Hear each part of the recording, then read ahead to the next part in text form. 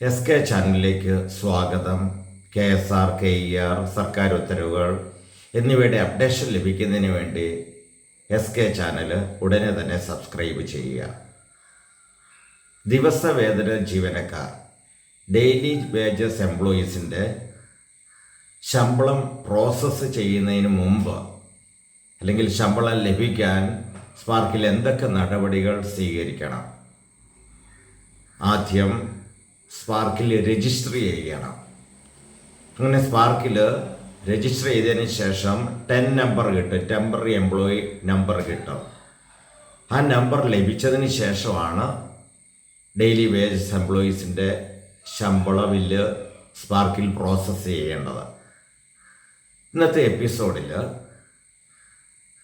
ദിവസവേതന ജീവനക്കാരെ, daily wages എംപ്ലോയീസിനെ എങ്ങനെയാണ് സ്പാർക്കിൽ register ചെയ്യുന്നത്, എങ്ങനെയാണ് 10 നമ്പർ ടെമ്പററി എംപ്ലോയി നമ്പർ ലഭിക്കുന്നത് എന്നതിനെക്കുറിച്ചാണ് ഇവിടെ വിവരിക്കുന്നത്.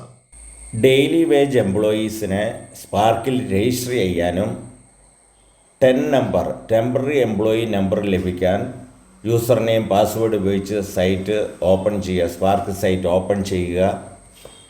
ആ സ്പാർക്ക് സൈറ്റിലെ അക്കൗണ്ട് എന്നുള്ള ഓപ്ഷനിൽ employee with SPARK ID select ചെയ്യുക.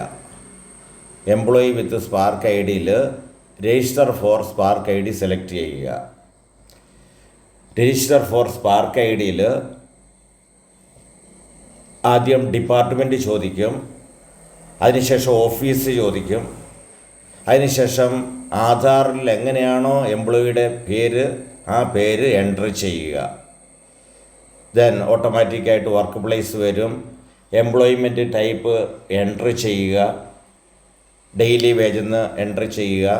അതിനുശേഷം contract effective from and date, എന്ന് മുതൽ എന്ന് വരെയാണെന്നുള്ള ഫ്രം ആൻഡ് ടു എന്നുള്ള ഡേറ്റ് അവിടെ കൊടുക്കുക. അതിനുശേഷം ഡെസിഗ്നേഷൻ നൽകുക. ഡെസിഗ്നേഷൻ ലിസ്റ്റ് ഔട്ട് ചെയ്യുക, അതിൽ നിന്ന് സെലക്ട് ചെയ്യുക.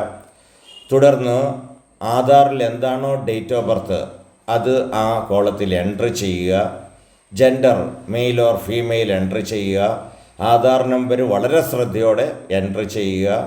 Mobile number, pan number, email ID, address, home address. അതിനുശേഷം ബാങ്ക് സെലക്ട് ചെയ്യുക, ബ്രാഞ്ച് സെലക്ട് ചെയ്യുക. തുടർന്ന് അക്കൗണ്ട് നമ്പർ കൊടുക്കുക, അക്കൗണ്ടിലേക്കാണ് പൈസ വരുന്നത്. ദെൻ ഈ നിയമനം അംഗീകരിച്ചതിൻ്റെ സാങ്ഷൻ ജിയോ നമ്പറുണ്ട്, നിയമന ഉത്തരവിൻ്റെ ജിയോ നമ്പർ കൊടുക്കുക, ജിയോ ഡേറ്റ് കൊടുക്കുക.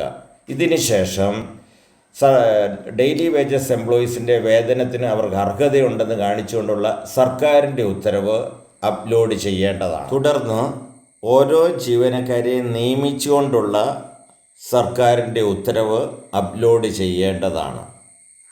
തുടർന്ന് സബ്മിറ്റ് ചെയ്യുക. മേലധികാരി ഇത് അംഗീകരിച്ച് പിന്നീട് 10 നമ്പർ അനുവദിക്കുന്നതാണ്. Thank you.